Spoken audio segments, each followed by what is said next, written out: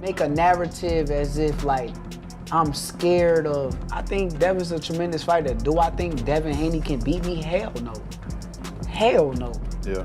For me personally, I'm on a different level than everybody. Yeah. And when it comes down to boxing, because Devin, he's a boxer. It's on him. You know what I mean? It's on him. He knows that he's going to get this fade sooner or later. So it's only a matter of time. Obviously, we can't go down. You know, we can't go down to 135. So, you know, he would have to come up. And, you know, he can get this work anytime. He ready. I see greatness, man. I see greatness. Shakur practically beat you with one hand, man. That jab, man. Most important hand you have, man. You know? And he looked good doing it, sharp. You know what I mean? Distance. Shakur Stevenson is said to be ready to fight Devin Haney at 140 pounds. He has agreed to the tough rehydration rules and is totally sure his higher level of skill beats all other possible opponents in the weight class. If y'all want me to come to 147, I'm coming in with rehydration clauses. I don't even do that. Yeah. But why am I going up to these guys' weight classes if I'm not planning on going? Devin Haney states the arranged fight against Shakur Stevenson will absolutely occur soon, proving his complete resolve and entire dedication. And this makes it very obvious. He genuinely desires this match more than any other. Truly wants this bout. Shakur still at 135. You can't, you know, say your name without saying Shakur to your female tank, right? It just is what it is. Is that fight going to ever happen? Would it ever happen against you and Shakur? 100%, yeah. I think so. I think it. You think Shakur will grow into whatever weight you're in?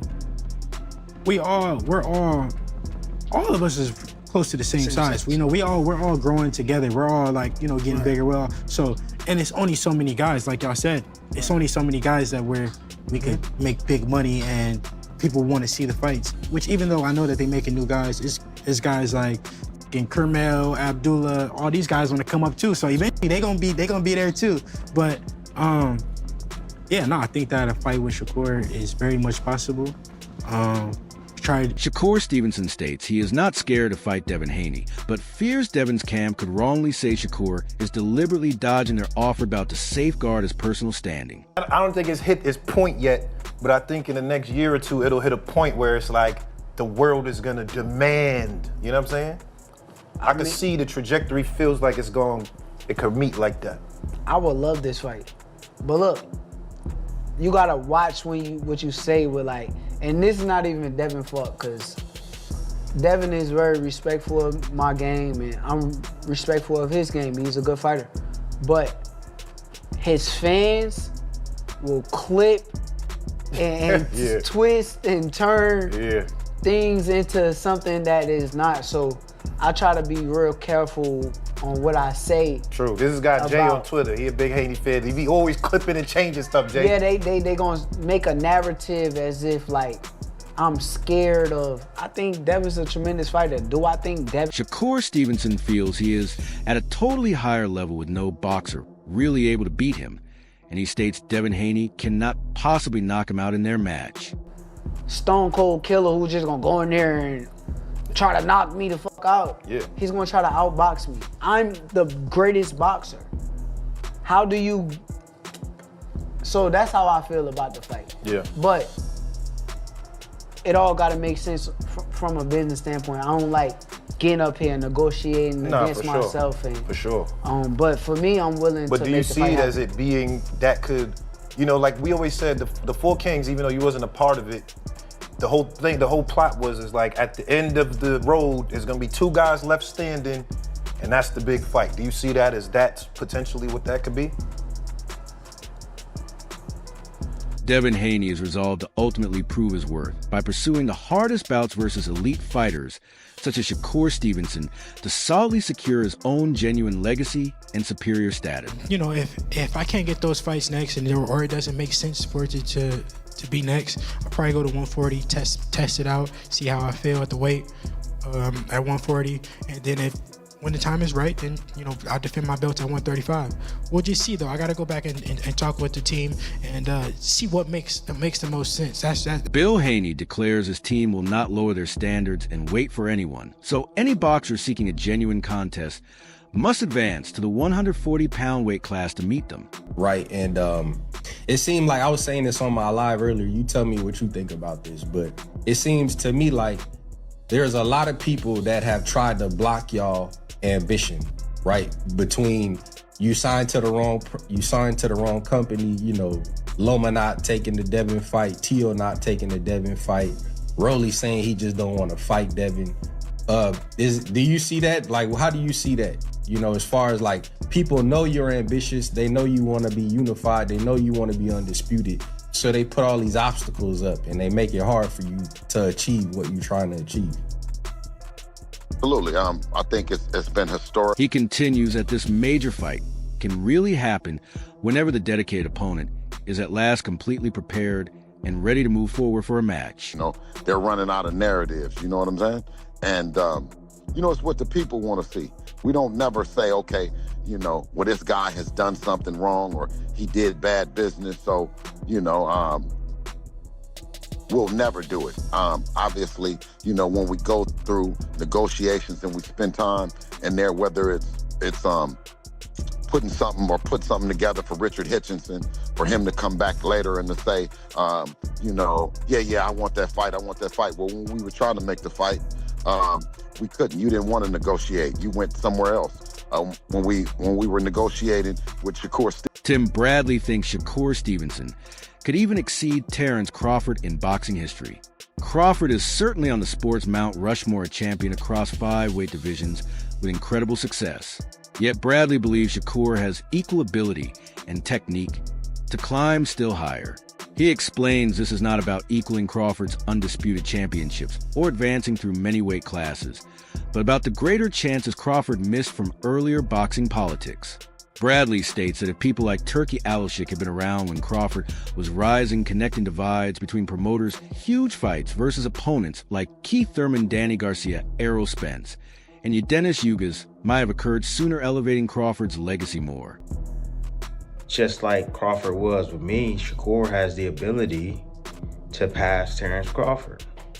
Listen up. Now, not in the stance of becoming 3-time undisputed and, going up to, that many weight classes. Not from that standpoint. He already has 4 weight classes. Crawford is a 5-weight division champion.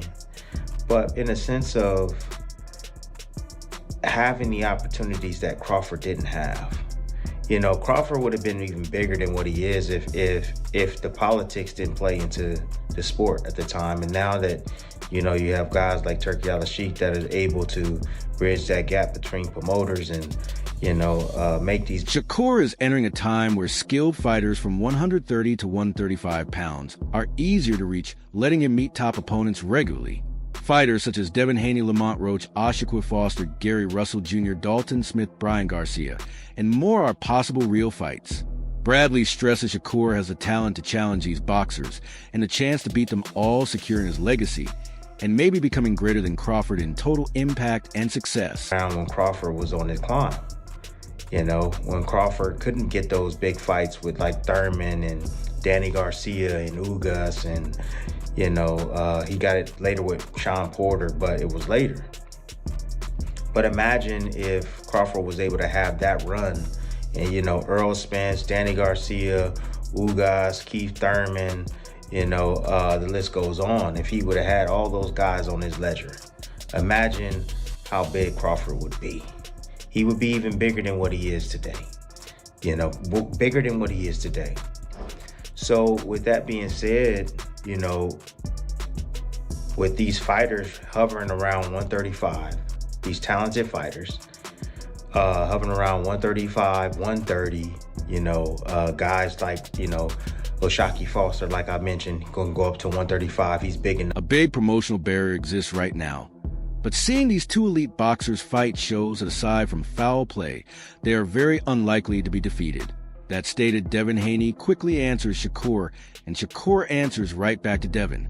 This endless exchange perfectly shows the relationship between top-tier fighters. First, there was discussion of a Four Kings version 2.0, including Devin Haney, Ryan Garcia, Teofimo Lopez, and Gervonta Davis, making direct links to the famous time of Marvin Hagler, Tommy Hearns, Sugar Ray Leonard, and Roberto Duran. Cool in a way. But nonetheless, as you watch these two fighters fight, you can clearly see, outside of cheating, they're more than likely not going to lose. Right? With that said, Devin Haney immediately responds to Shakur. Shakur responds to Devin. Right? Again, we had the initial Four Kings. It was Devin, Ryan, T.O., and Tank Davis. Right? It was. Interestingly, Wilfred Benitez, often forgotten when discussing that time, defeated Roberto Duran, who had trouble with many of the first Four Kings. Duran beat Sugar Ray Leonard just once, was savagely stopped by Hearns, outboxed by Hagler, and defeated by Benitez. Despite these successes, Benitez stays in their shadow. Likewise, boxers like Devin Haney, Ryan Garcia, Gervonta Davis, and Teofimo Lopez have often outshone Shakur Stevenson. Yet Stevenson has started to emerge, especially after easily beating Teofimo Lopez.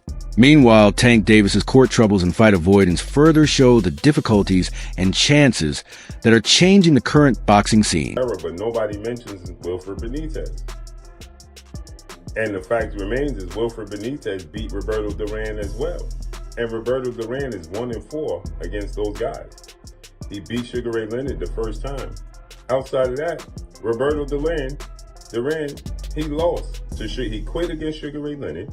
He got knocked out brutally by Tommy Hearns. He got outboxed by Marvin Hagler and outclassed by Wilfred Benitez. Right? But he's overshadowing Wilfred Benitez. And I felt like these guys, Devin Haney, Ryan Garcia, Tank, and T.O., overshadowed Shakur Stevenson. And now Shakur Stevenson has shined the light by Bernie Thawboxer addresses the Shakur Stevenson versus Devin Haney fight by noting the legacies and achievements of both boxers. Shakur is now a 4-division world champion, a 2-time lineal champion, and a 2-time Ring Magazine title winner. He also became a 2-time unified champion at 130 pounds after defeating elite foes like Teofimo Lopez, and he consistently meets the challenge.